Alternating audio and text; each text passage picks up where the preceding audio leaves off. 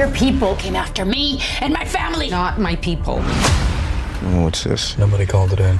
Lioness Season 3, Episode 4 arrives on August 23rd, carrying the weight of the most disorienting revelation the show has delivered since the season's opening flash forward. And the theory that every fan carried into Episode 3 has just been dismantled and rebuilt into something far more disturbing than anyone anticipated. The bear that Episode 3 declared infected is not Russia, it is America, and the plan that Joe McNamara devised in the final minutes of The Bear is Infected, to draw the Russian network into the open, may be the exact sequence of events that delivers her into the hands of her captors 6 months later. Will Episode 4's frantic hunt, the one the official logline confirms is launched as the team races against time, succeed in identifying the covert handlers operating inside the United States, or will the announcement that the CIA has captured Yurimov trigger the very response that Joe cannot control? Has Oleksandra's intelligence about the hornet's nest been accurate, or has the CIA been given a roadmap designed to lead them into an ambush? Is Neal's gun the most significant detail of Episode 3, and does it mean that the threat to Joe's family in Episode 4 escalates from surveillance and intimidation to something that the McNamara household is no longer equipped to survive on its own? What does Joe's Episode 3 lesson to Cruz, never lie to strangers, only ever to the people close to you, mean for who actually betrayed her identity to the Russians? And is the flash forward at the end of Episode 3, showing Joe in a facility being subjected to water torture, while a press conference about Yurimov plays on the television, the show's clearest indication yet that Joe's own plan is what gets her captured? Every one of those questions has an answer, and this breakdown covers all of them. The single most important revelation from Episode 3 is the one that rewrites everything the audience has understood about the season's title metaphor. Primetimer's breakdown of the episode's ending confirmed what the show's own dialogue makes explicit. The bear in The Bear is Infected is not Russia. The bear is the United States. In the intelligence geography that Episode 3 establishes through Oleksandra's conversation with Joe, the bear represents America, the tiger is China, and the wolf pack is Russia. The show's thesis is not that Russia has been compromised from within by a CIA operation. It is that America has been infiltrated and infected by Russian disinformation campaigns, espionage networks, and recruited domestic assets to a degree that the CIA is only now beginning to map. The evidence from that reframing changes the entire scope of Episode 4's mission. The hidden network operating through covert handlers that Joe's team is confirmed to expose in the Episode 4 logline is not a foreign operation on foreign soil.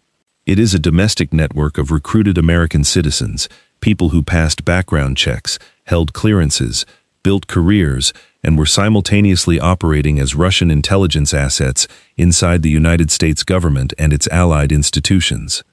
The evidence from Oleksandra's description of the infiltration's depth tells the audience something specific about the scale of what the CIA is about to uncover. This is not a handful of recruited assets running isolated operations. This is a network, which means it has structure, hierarchy, handlers, and communication protocols that have been operating undetected for long enough to have become invisible. The evidence from how counterintelligence operations work tells the audience that a network of this maturity does not collapse cleanly when one node is identified. It adapts. It sheds compromised assets and activates dormant ones.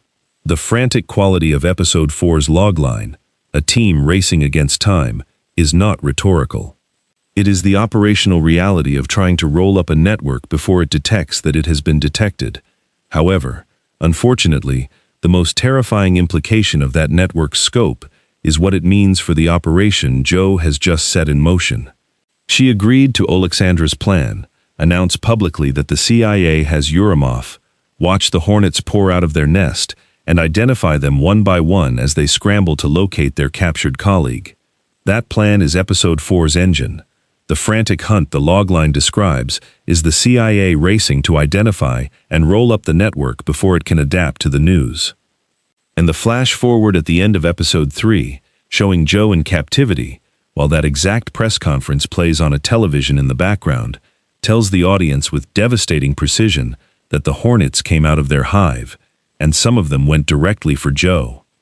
The most likely explanation for how Oleksandra's plan leads to Joe's kidnapping connects directly to the intelligence principle that Joe herself stated in episode 3, with a quiet authority that Cruz visibly absorbed. Never lie to strangers. Lie to the people close to you. Strangers do not know enough about you to recognize the truth. The people closest to you do. The evidence from that statement, delivered by Joe as a lesson about operational security, is actually the season's central diagnostic tool, because the question of who betrayed Joe's identity to the Russian operatives who came to her home has not yet been answered. Oleksandra is not the source. Episode 3 confirmed that definitively. If Oleksandra had given the Russians Joe's address, the attack would have come during the Ukraine mission, when Joe was exposed and vulnerable, not weeks later at her suburban home. However, unfortunately, the confirmation of Oleksandra's innocence does not narrow the suspect pool as much as the audience might hope. It widens it. The person who gave the Russians Joe's home address is someone who knows her not as a CIA station chief on a classified operation, but as a neighbor, a spouse, a parent, a person in ordinary life.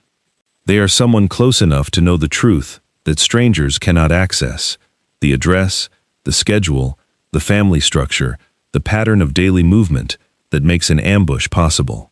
The evidence from Joe's own intelligence lesson in episode 3 is that the most dangerous mole is not the one inside the classified pipeline. It is the one inside the personal one.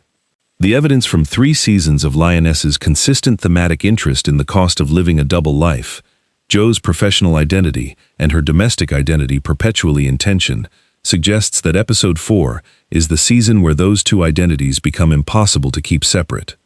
Joe's home was attacked. Her daughters called a family meeting, asking her to quit. She gave her husband a gun. Every one of those developments narrows the distance between Joe McNamara, the CIA station chief, and Joe McNamara, the mother and wife. And the evidence from how this show has always used that narrowing as a catalyst for its most devastating plot turns suggests that episode 4 is going to close the remaining distance entirely. The theory that is going to dominate every fan conversation between now and August 23rd is the one about who that person is, and the evidence from episode 3 points in a direction that makes the answer deeply uncomfortable. The CIA's domestic network of covert handlers, the hidden network that episode 4 confirms Joe will be hunting, is not composed of obvious foreign assets. It is composed of people who have been recruited, cultivated, and activated over years by Russian intelligence operating inside the United States. The evidence from the episode's dialogue about the depth of Russia's infiltration tells the audience that the network Joe is about to expose in episode 4 has been in place long enough to have shaped decisions that predate this season's crisis. If that network includes a handler who knew enough about Joe's personal life to provide her home address to a Russian extraction team, the implication is that someone in Joe's orbit has been compromised without her knowledge. The most logical conclusion from everything episode 3 has established is that episode 4's frantic hunt is going to turn up a name that Joe recognizes, and that recognition is going to be the most emotionally devastating moment of the season so far.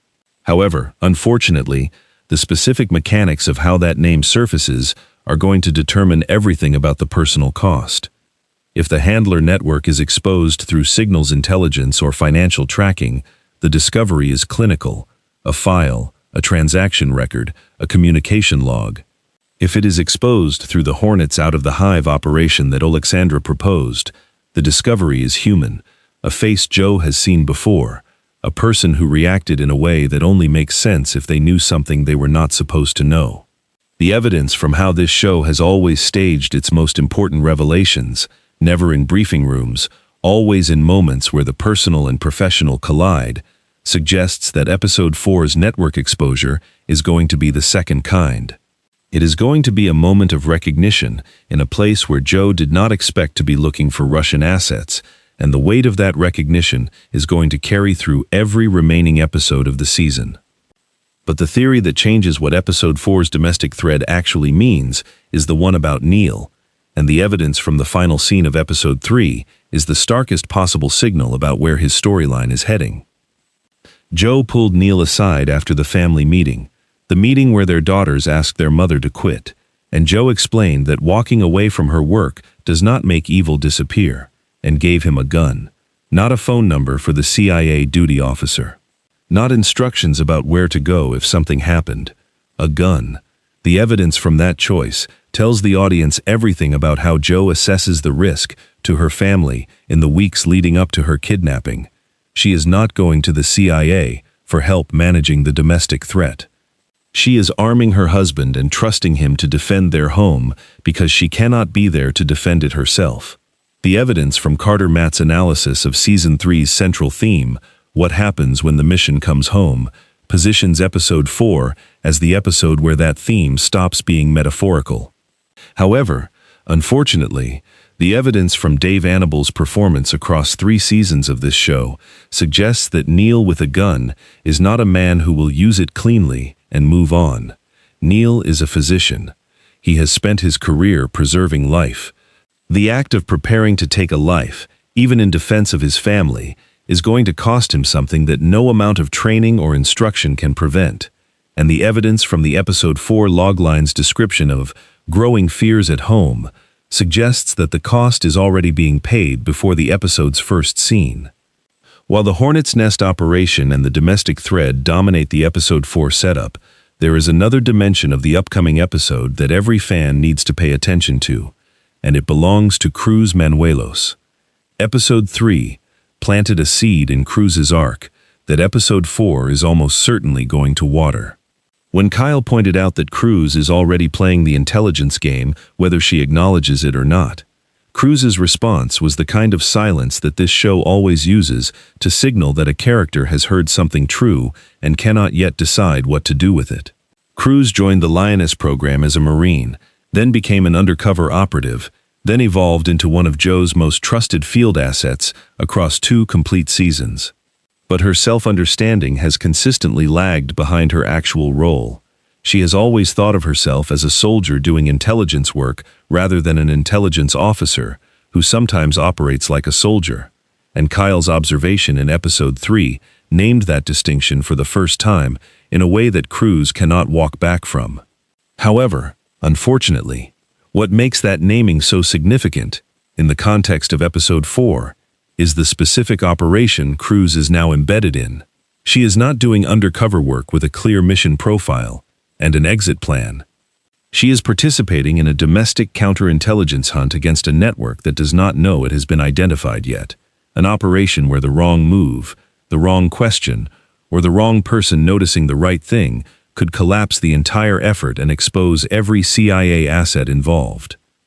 The evidence from Leisla de Oliveira's performance across the season suggests that Cruz's Episode 4 arc is going to test whether the gap between what she understands herself to be and what she actually is has closed enough to carry the weight of what the operation demands.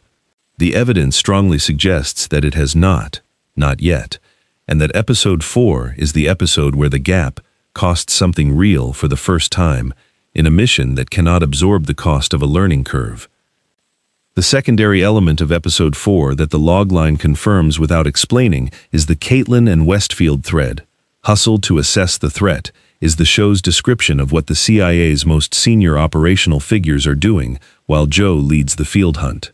The evidence from Episode 2's restaurant confrontation, where Byron Westfield sat across from a Russian adversary who showed no fear, combined with the Episode 3 revelation about the depth of domestic infiltration, tells the audience that what Kaitlyn and Westfield are assessing in Episode 4 is not simply the size of the network. It is the political damage, the question of which institutions have been touched, which decisions have been shaped, and how far the implications of the exposure are going to reach when the network is finally rolled up and the names become public. The evidence from Secretary of State Mullen's position in the story, confirmed to be active in Season 3 with Morgan Freeman's involvement across multiple episodes, suggests that the political fallout from Episode 4's network exposure is going to be the season's central crisis in its final 3 episodes, and that the frantic hunt Joe leads in Episode 4 is the event that sets the political dominoes falling. What makes the Kaitlyn and Westfield thread in Episode 4 particularly significant is the specific language the logline uses, hustle to assess. Not manage, not contain. Assess. The word implies uncertainty, which implies that the scale of what the network exposure reveals is going to exceed the CIA's existing models. Kaitlyn raced to contain a crisis in Episode 2. In Episode 4, she and Westfield are hustling to understand one. That is a meaningful escalation in the institutional posture of the people above Joe in the chain of command, and it tells the audience that whatever Episode 4's hunt turns up is going to be bigger than the plan accounted for. After everything Episode 3 delivered and everything the Episode 4 logline and its position at the season's midpoint reveal, the one question every fan is holding is the timing. When does August 23rd arrive, and how close is the show to the moment where the past timeline and the present-day kidnapping finally converge? Episode 4, premiering August 23rd on Paramount Plus, is the 5th of 8 episodes in the season. Episode 5 follows on August 30th, Episode 6 on September 6th, with the season finale arriving on September 20th, 2026. The position of Episode 4 at the exact midpoint of the season, with 3 full episodes behind it and 3 still ahead, makes it structurally the episode where the show's central question shifts from how the crisis developed to how it resolves. The flash forward at the end of Episode 3, showing Joe in captivity with the Yurimov press conference on the television, has now given the audience a specific and irreversible causal chain to follow. The announcement happened, the Hornets came out. Something in the operation that follows went wrong. Episode 4's frantic hunt is the beginning of that something, and based on what the season's own deliberate structure has been building toward since the opening kidnapping, the answer to what goes wrong is going to arrive faster than anyone expects. Now the conversation moves to the fans. 3 questions need answering before August 23rd. Oleksandra said the CIA should announce they have Yurimov and watch the network react. But if the flash forward shows Joe in captivity while that exact announcement plays on television, does it mean Oleksandra's plan was always designed to expose Joe rather than protect her? And is the Ukrainian agent a deeper layer of the operation than the show has yet revealed? Neal's gun is the most ominous prop the show has introduced since the season began. Does it get used in Episode 4? And if it does, what does the act of Neal defending his family cost him for the rest of the season? And the question that Joe's Episode 3 intelligence lesson makes most urgent of all, when Episode 4 exposes the covert handler network and a name inside it turns out to be someone Joe trusts, is that name going to come from the professional world of the CIA or from the personal world of the McNamara household? The video on screen covers everything else fans need to know before Episode 4 drops on Sunday.